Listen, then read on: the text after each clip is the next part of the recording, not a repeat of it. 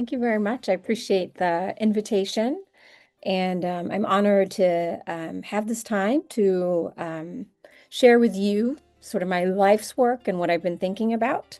And forgive me for not being able to speak in Amanya. I wish I could.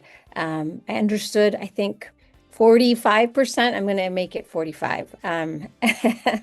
But part of my migration experience and why I don't speak is part of that trauma of coming here and learning to adapt and acculturate. And so some of that and how I internalized what I needed to do was to cut myself off linguistically. And so you may have that in sort of the history of your own kids, or how the oppression of coming here and what it means to adapt. So although I'm successful and I have these degrees and I'm able to come and speak to you on an area, it has come at a cost, right? And so I want to talk a little bit more about that. I want to give a big shout out to my dad, who's in the audience, Dr. Betru. He has yet to see me, I think, formally lecture and speak. You'll see we look a lot alike. So I come by this face honestly. So I want to thank my dad and my family always for their support and love. I'm here because of them. And so my dedication in my dissertation and books is always to my family, because their love and what they were able to give to me is why I'm here to share with you. So we'll talk about an important topic. I'm going to share my slides. I'm going to try to be good with the time. So thank you for that reminder. I could talk about this all day and traumatize you. It's Valentine's Day in the United States, so I want to get you to go out there and not be too traumatized. The conversation about trauma starts with recognizing what happens, and what we're trying to do is find healing. We want to move from beyond the story of we're injured to how are we restored. For a long time, I talked about recognizing injury, recognizing and naming what happened. And now I'm shifting to thinking about how do we heal and healing-centered practices. So I'm hoping that I get a chance to give you some of that. So I have two screens, so bear with me while I share. All right, so my time with you, I want to share a little bit about my background. You got that in the intro. I want to talk about what it means to understand trauma. There's a lot of names for what trauma is, and what are we really talking about? And then I want to talk about how it impacts the person, and then how, because it impacts the person, how it impacts relationships, right? We're always living in the context of the people with us. We're not individualistic. And then I want to talk about the common responses to trauma, and really help people recognize what it looks like and how it shows up. A lot of times people think that trauma responses are poor behaviors or people just needing to do better, when actually it's a symptom that cannot be helped, and it needs treatment. And then I'll talk about the pathways to healing and the role of culture and community. Okay, so here I am, looking very young. My background, I always identify as Ethiopian. I'm a trained social work educator and clinician. I mentioned the social work part because it really helps inform my background about being culturally sensitive, thinking about not people as just sort of, individuals, but individuals within a system. So that my systems training really comes from my social work background. Currently, I'm an educator. I'm working in higher education. So you'll note that I'm a university professor. I've been in that role for about a decade. And then prior to that, I did social work practice where I was in the community, and to, my parents' real concern, I would be driving into jails. I would be working in homeless shelters.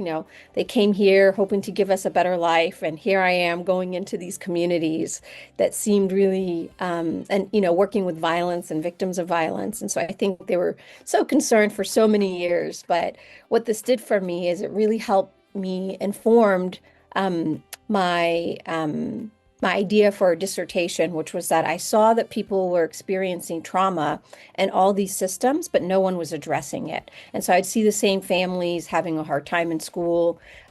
Maybe their child welfare involved, or they're needing shelter services, but people were giving them services here and there, but they weren't really naming the trauma. So while I was working full time, I went to University of Pennsylvania and got my doctorate in clinical social work. And then after that, I got into the academy, following in my father's footsteps. I never planned on being a professor. It was not in the books for me, but that generational stuff. Somehow I ended up in the university system, and so I teach there. And then I have an opportunity to go for being the director of the master's program, and I continue to do that. While I'm doing all of this, I always have a practice. So I have a private practice where I see people for therapy, and I specialize in working on trauma and really working exclusively with people of color. And so I try to make sure I'm available for our people. There's such few clinically trained therapists and folks who understand that. So I try to be really exclusive and direct about who I make my services to. And so I want to make sure my training is going to the people that it needs to. And I use culturally grounded and empowerment-based approaches. Okay, so let's talk about trauma. Why talk about trauma? People think that trauma is usually this big thing that happens to other people, or if it happens to them, that it's sort of not a big deal. There's a minimization of trauma or a lack of recognition of trauma. People will say, and particularly immigrants, right? It's not, we all suffer, like coming here or migrating or having a difficult experience is not abnormal. And that, our forefathers and our ancestors did it, or we did it, so everybody should be fine and, not make a big deal about having a hard time. When actually what we need to do is name it, meaning talk about it and say, our experiences with this is a big deal. The fact that we're having a hard time, or our children are having a hard time, or that we can create spaces for them to talk about what's going on in their schools and their communities. It's essential to do that and not just say, we'll get over it, or it's fine, everybody's fine, right? You have to actually address it. And then, trauma versus hardship. Hardship is normal. So if you were to come and take my trauma class, I tell everybody, suffering is normal. It's a universal human experience. You are not special for suffering. You should expect to suffer. But what happens when you suffer and you're not able to deal with it, and or the suffering is violent, right? It's at the hand of somebody who's oppressing you or is directing it at you, or it's unexpected, then we need to talk about that, right? And your reactions to that. And so it's not that we're negating that hardship happens. It's that we are mindful of how you're going to react to that. On the flip side, now everybody thinks trauma is everywhere, right? Everybody's traumatized. I'm traumatized if my favorite TV show is canceled. This is trauma. And so it goes from being on the outside to being something sort of everybody's talking about. And so as a trauma specialist, what we say is everything is traumatic, nothing is traumatic, right?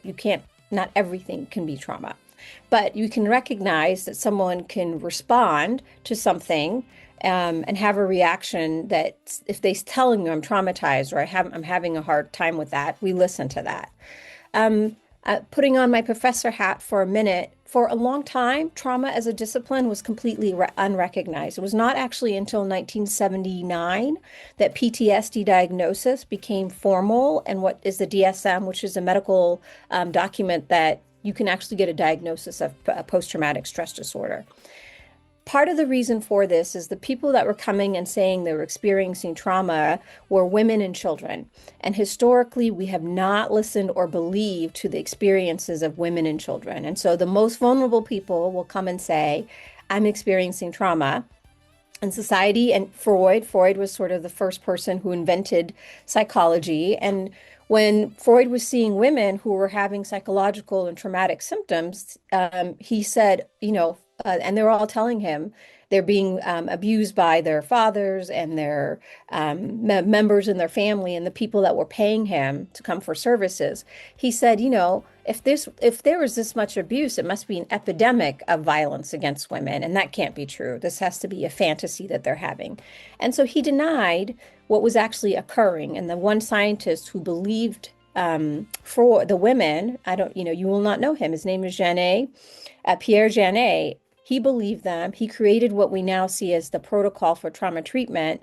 But, when you believe victims or you sit down and hear someone's story that's been traumatized, it will cost you something. And it's politically costly to side with victims. You'll see right now, it's politically costly to side with immigrants, right? We're sort of hunted down as the other and the people to fear. And if you were to stand up or be with the victims, it will cost you. And so being trauma informed or working with trauma survivors is not just a psychological act, it's a political act. Because if you hear the victim, you have to rectify what's happening in the victim's life, right? Something is wrong. There's somebody that did the wrong stuff and the person who received it. And so how do we manage that? So what people usually do is say, it didn't happen. Don't worry about it. It didn't happen. It's not true, right? And so that's a lot of sort of the political and activism part of work. Part of the trauma treatment that I do is justice-related work where I help victims get recognized and try to find a way to repair it in the public space too. Not just that we're sitting and talking about it, but how do I help you get what you need so that you're safe and that there's restoration? So there's always a bit of activism in the work that I do. Okay, so what is trauma? It's, part of my class, I get to decide what trauma is. So, I'll ask my students to name, what do you think is traumatic? Is divorce traumatic? Is getting in a car accident traumatic? Is, losing your grandmother traumatic? What counts? And so what sort of the trauma literature says is that trauma is exposure to an overwhelming stressor that exceeds our ability to cope. A real definition clinically for me to diagnose you with PTSD, it means usually that you've experienced and you've come into contact with some sort of experience where there was violence and near-death experience. So death is really the threshold. Death, sexual assault, and or if you work with first responder and you come into contact with death, so things like folks who are picking up the bodies after 9/11, those kinds of things. They don't count technically oppression or acts of racism or harassment or migration experiences as traumatic. And that's been a real push from scientists and folks of color who've said, these experiences rise to the level that warrants attention to that, and that we actually think that's traumatic and you need to put it in the books. And so that's the current conversation, is seeing if racism and oppression count as one of the big things. But in general, we think about trauma in two categories: acts of God and acts of man. So acts of God are things that, are extraordinary: natural disasters, war, famine, displacement, right? And so things you would naturally see. Acts of man, and primarily the thing that we talk about with trauma, is really violence. It's interpersonal violence, right? So one person harming another person. We also see sexual violence or gender-based violence. So sexual violence can happen with men and women. Gender-based violence is that you are hurt because of your race. Oh, I'm sorry, your gender. So usually it works around women being targeted for harm. Political persecution, war and discrimination, racism and homophobia. So we'll talk about all of these things are really identity-based persecution. So whatever you identify as, and someone is targeting you as the subject, right? So whether you're a woman, your belief system, who you love, and or which group you belong to, you are the target of harm. And so that is what we call acts of man. A man is sort of coming and doing the harm intentionally. So my job as a social worker is sticking it to the man. That's what we always say when we're getting ready to go do some political work. So let me talk to you about common myths of trauma. So people will say trauma is a part of life. It's not a big deal. So migration, loss, and hardships are normal. This is normal. This is what we do. You just need to get over it. Now, the normalization or the act of migrating is difficult, but if you do not acknowledge that it is also normal and difficult, that's the problem.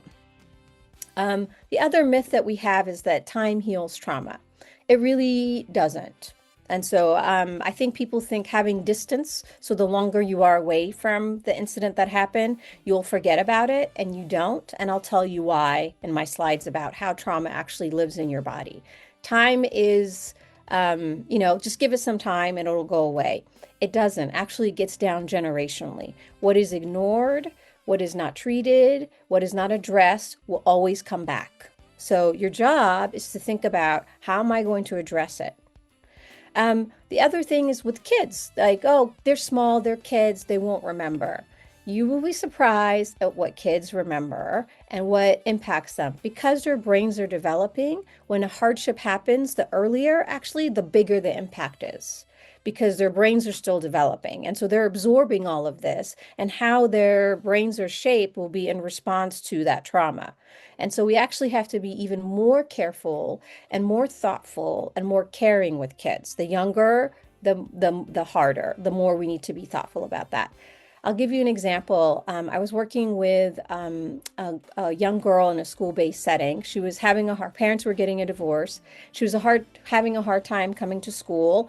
And with children, I always use play therapy. And so I had different backgrounds for different scenes. So there's a background of like a house, a swimming pool, school, and then one for a graveyard. And so we call it like, let's make up a story. So I said, hey, let's make up a story. What are you interested in doing today? And she picked up the graveyard. And I said, oh, okay. I haven't had anyone pick up the graveyard. And I said, what are we going to do there? And she said, oh, we're going to go play with my brother. He's there.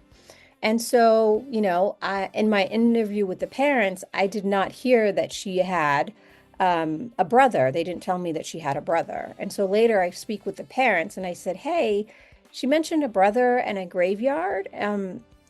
Is there something going on with that? Or is that her imagination? And they said, no, she had a brother and he died. We didn't think she was young enough to remember it, and we don't talk about it. And so again, what you think kids don't hear and see, they hear and see and they know. And so you have to address that. The other myth about trauma is that it's a weak response, right? If you're having a hard time, it's because you're weak, you need to toughen up, you got to get over it. And we just it's not, a person's reaction to a trauma is automatic. They cannot help how they respond. So the response of just do better just makes it more shameful for a person. They end up hiding more, not talking more, and disconnecting even more. And then the other is, you can pray it away. Prayer is essential and helpful, and particularly in a spiritual community and a faith-based community, we know that that can be a source of comfort, but it is one way of addressing it. For people who've experienced religion as something that has been difficult, or they've experienced harm in the church setting, when you talk to them about praying and praying it away, that actually makes things worse, because they do not find that as a place of support. So what the research shows is, for people who find spirituality meaningful and supportive, incorporating that as one of the treatment is great and helpful. For folks who find it to be a place of judgment or a place of harm or disconnection, it makes things worse. And so you have to be thoughtful about, as you're doing and talking to folks, what does spirituality mean to them?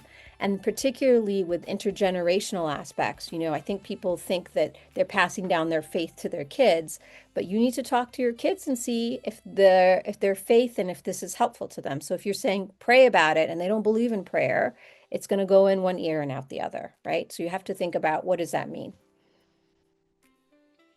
Okay, trauma and stress. Trauma is understood as a stress reaction. This is where we'll talk about the mind-body connection. Trauma is seen as, and what the class that I teach is called traumatic stress. Our bodies are built to respond to stress, right? Stress is normal and okay. And we have a way of adapting to stressful environments, and it's actually how we grow. We need a little bit of stress in order for us to move on and do better.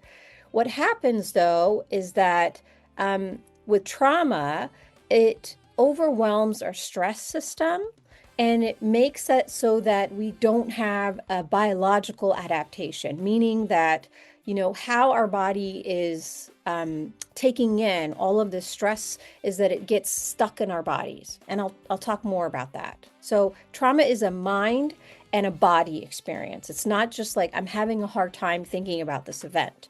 It's actually my body is not functioning in response to this overwhelming stress that it's experiencing. So what do I mean by that? Our body has an alarm system, and it's our nervous system. So our nervous system is beautiful. We're created to survive. And what we do when we see something that's on the outside is that we assess our environment. We're looking around, and we see if something is dangerous. So if something is dangerous, our body rings the bell through what I'm showing you, which is called the automatic nervous system. And it says, hey, we got to react to this. There's something bad and dangerous. And so you have this stress response. You can fight, you can flee. So you can fight something, so you can go head to head with the thing. You can flee, meaning you run away. You can freeze. So oftentimes kids freeze because they're small. And you're hoping to sort of make the person not notice what's going on. Or you can appease, you negotiate with the person so that you come on the other side of it. Culturally, one of the things I've noticed is people who come from non-Western or collectivist cultures, they're not fighters, right? We are not taught, we have radical hospitality as our cultural norm. We host people, we want to make sure everyone feels good, we want to minimize anyone feeling like they're standing out. So when someone is confronting you or someone is coming directly at you, it is a shock to us culturally. I remember having really hard and harassment experiences at work. And I was so shocked. I said, oh my gosh, what is going on? Because I don't come from a culture where we fight, right? And so I had to learn how to do that the American way. So now I know how we figure out how you negotiate that. But again, this is your nervous system. After you have a stress response, you're supposed to have what we call rest and digest. It goes from the sympathetic, fighting, all of that, to resting. You need periods of rest. What happens is when something becomes overwhelming, you are not able to rest and your brain is not able to process this as something linear. I always show, this is the limbic system. So we have this brain system in our bodies, this right here. Can you see the arrow in my mouse? I don't know if you can see that. Okay, so what happens when you have an experience that's stressful is that your eyes take the information in and they send information to this little thing called the amygdala. The amygdala is the emotional reactor to your body. The amygdala alerts this hypothalamus and says, hey, we need to do something. And so the hypothalamus begins to give more heart rate. It alarms the body and says, hey, we need to activate this. You get some hormones from your pituitary gland.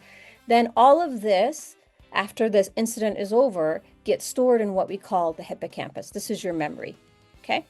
What happens when there's trauma is that the memory part of what's happening to you, the information is stored in a really fragmented way. It doesn't have like a story, a beginning, middle, and end. And so what happens is the storage of the trauma is not integrated. And so trauma survivors are constantly living as though the incident that happened to them is happening all the time. It's not in the past. The memory allows you to have past memories and new memories. Trauma stays as though it's a new memory all the time. It's a hijacking, okay? So how does it show up? You end up having intrusive memories. What your brain does for you to help you survive is it'll send you information about what happened. Hey, while you're sleeping in the middle of the night, I just want to wake you up and I want to remind you that we had that really horrible thing. And and I want you to just worry about it because it might happen again. Because this happens a lot and you may have dreams about the incident, It may come up for you when you don't want it to. Then you start having another symptom, which is called avoidance. You try to not remember this. You try to put it away. So what people try to do is, I want to forget this thing. I want to cut it out of me and act as though it didn't happen, right? So they avoid memories, people, places. So for me, part of my survival is that I'm going to cut my language out, right? I'm going to see if I can survive by cutting a piece of me off, right? And then what happens because of this happening, you end up having depressive symptoms as well. People start feeling hopeless. There's a lack of joy. You're feeling just sort of stuck in your life. And, you're kind of living in this hyper awareness, right? And the other fundamental thing about what trauma does is it just makes you feel and think that the world is not safe, that, you may start questioning your faith. Was God there? Why me? Why did this happen to us? What's going on here? And so it just affects the whole person. So it's the mind and the body and the relationships, right? So imagine being in a relationship with someone that's experiencing all of this and doesn't know what to do. A lot of my clients say, I feel crazy. Is it anxiety? Is it depression?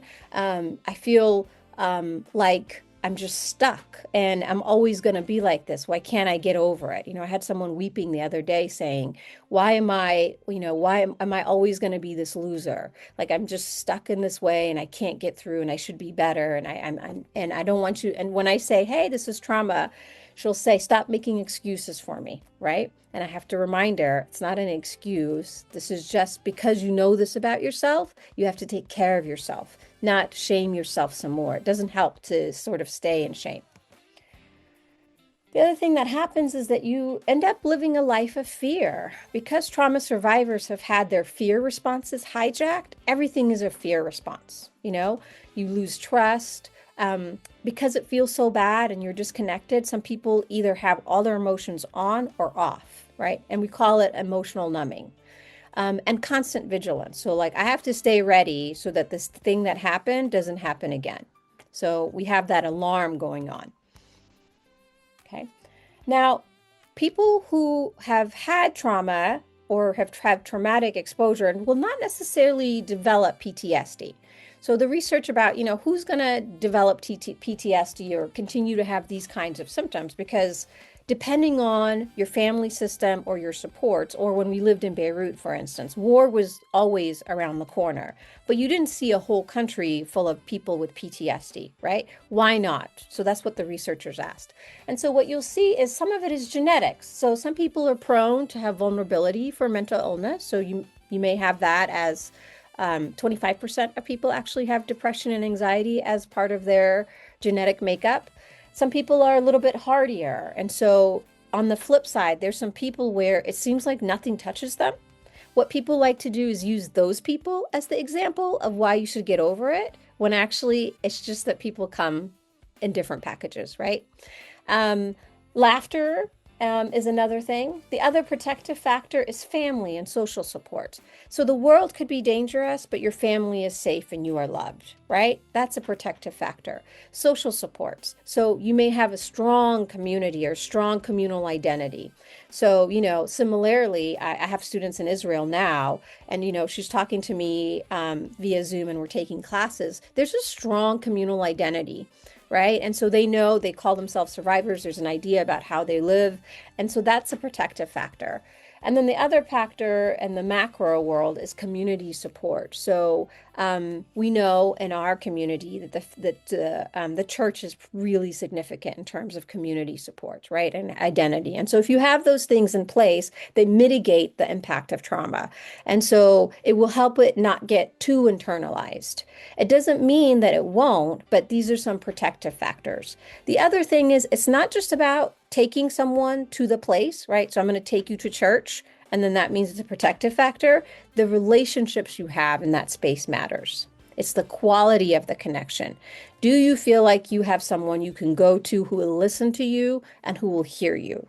So again, it's the strengths of all of these connections. Do you feel loved in your family, but do you not feel connected? Because that's the other thing I hear from folks. My family loves me, but I don't feel connected. I don't feel understood. I don't feel like they hear me. So that's some of that too, is teaching to know your kid, not just sort of, give your kid the values that you want them to have. You have to understand your children and see who they are and what they need, and then respond to that too. It's a little bit of a flip culturally, right? Because we are taught we respect folks. This is what we all do. You better sign up, right? And that's part of sort of the cultural protection and what we value as our norms, our social norms. But they're growing up in a world where those norms aren't always there and that net is not there. And so what you have to do in your culture and in your home is create that. Know what they need. Don't just preach at them. Listen. Listen and hear. And when they need help, increase the support, right? I'm a parent of a 6-year-old who, God help me, tells me all her feelings all the time, nonstop. Okay. So it can go rogue. It can go a little wild on you. You have to figure out how you're going to do this. Today I said, hey, you're giving me a hard time. And she said, oh, I like giving you a hard time. I was like, okay, this is too much. Okay. Coping with this symptom. So people who feel this way, right? You're feeling anxious, you're feeling depressed, you're feeling not connected to your community, or you're having a hard time. What do? You isolate, you numb, you have sleep disturbances. So you may see people who can't sleep or who are oversleeping. And then because this all feels so bad, people need to regulate their bodies. So how do they regulate? You can see people who overeat or undereat, so their appetite may be turned on or off. People use substances, so drinking is what we see a lot, or smoking, because again, part of my work is to understand why people do that, because it feels good. It's a relief for someone who's experiencing this.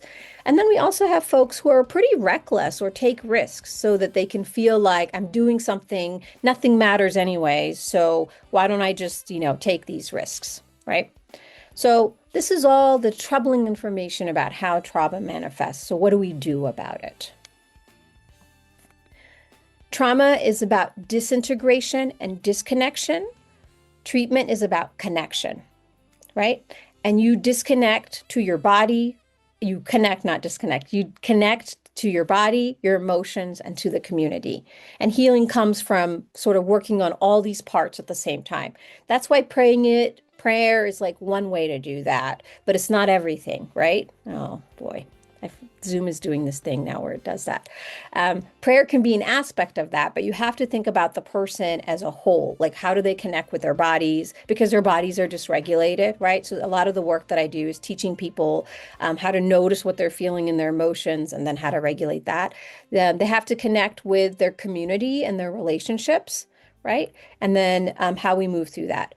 There's a path to healing that looks like these 3 things. One is safety, mourning, and reconnection.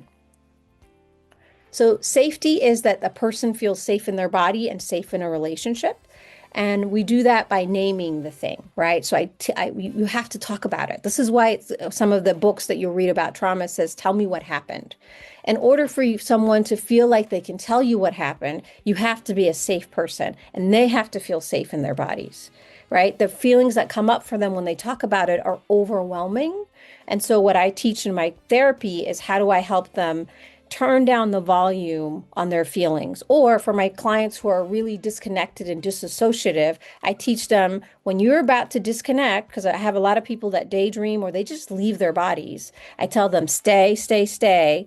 And then when they get connected, it's overwhelming for them. So I teach them how to breathe. I teach them to eat good food, to exercise, and to just sort of do all of these things so they can, like it's like a baby, right? Pat, pat, pat, pat, soothe, soothe, soothe.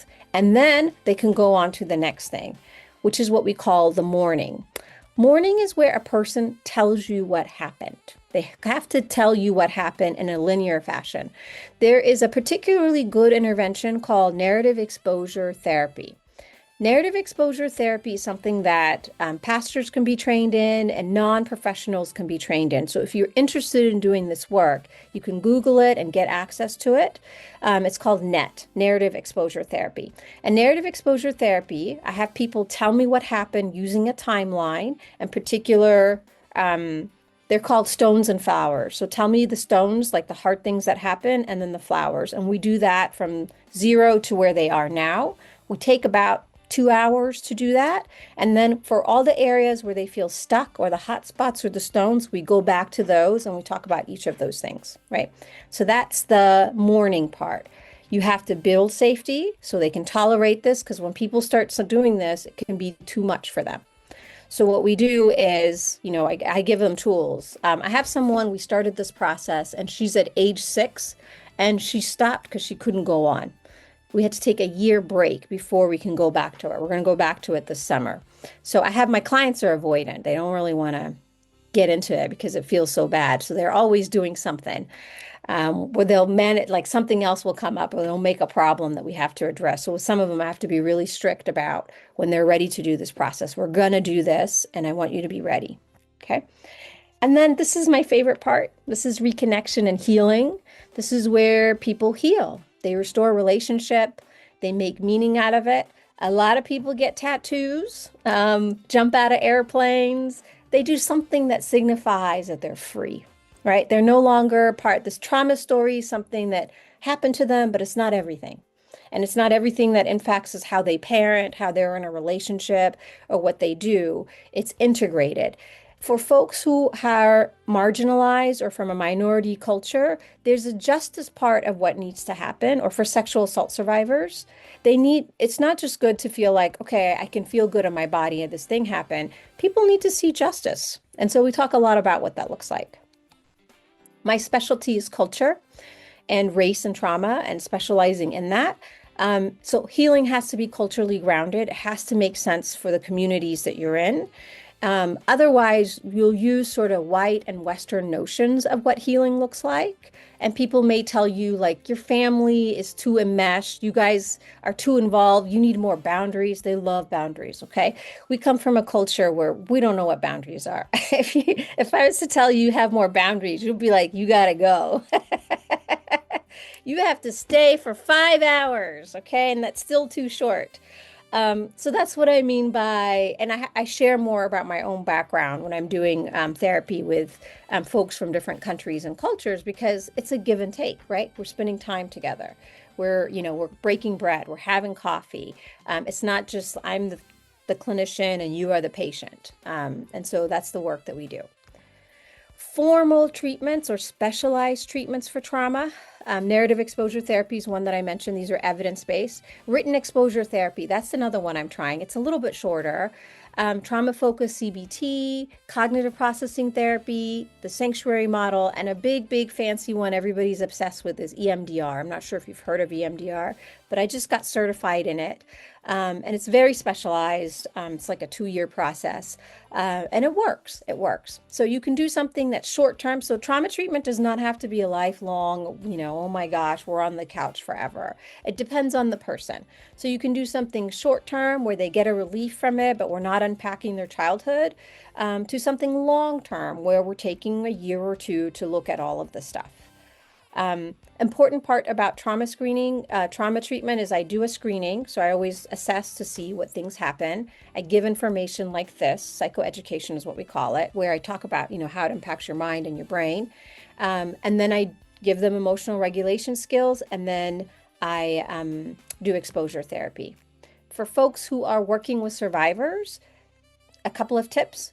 Your job is to normalize a person's reaction. Don't tell them to not cry. Don't tell them it's going to be fine.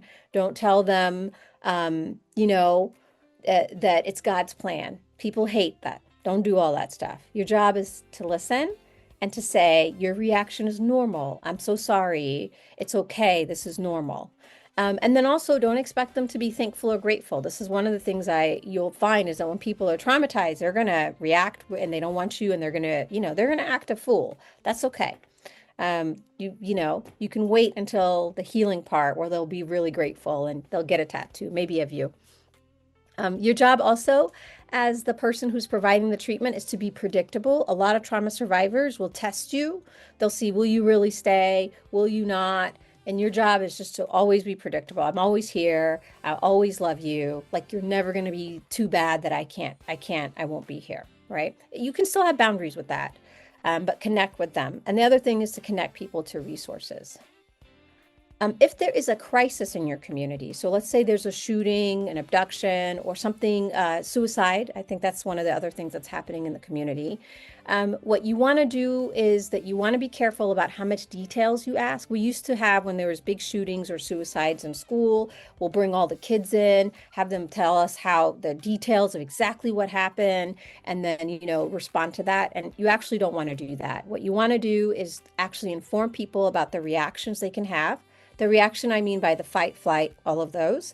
And then, ask them if they've had this kind of reaction before, how do they manage this, and then give them some resources for that. Don't go too much into the detail, because what happens when you're unpacking the detail, remember how it gets stored in the memory? It becomes active. It doesn't have a chance to, and then they can tell you about it. So what you want to do is just give them resources. What have you done? What do you need? How can I help you? And this is what could happen, so that people aren't surprised by their reactions. So remember that trauma reaction is not a weakness. It's just how a person responds. Healing happens through connection, treatment. So there's some times where it becomes really important that someone actually see a specialist like me, and you need to know when to send them to do that. Otherwise, you can also do it in a group setting, or come use a model like the narrative exposure therapy, or have a group of people that are trained to handle something like this, so that there is a mechanism. What you need is like an infrastructure. So be prepared to have this. What being trauma informed is, you're going to know this is going to happen. So what are you going to do about it, right? So I'm like, okay, this is going to happen. This is who you see. Let us know if you need more. And that, connection is the treatment. The best treatment is connection. So, and that's it.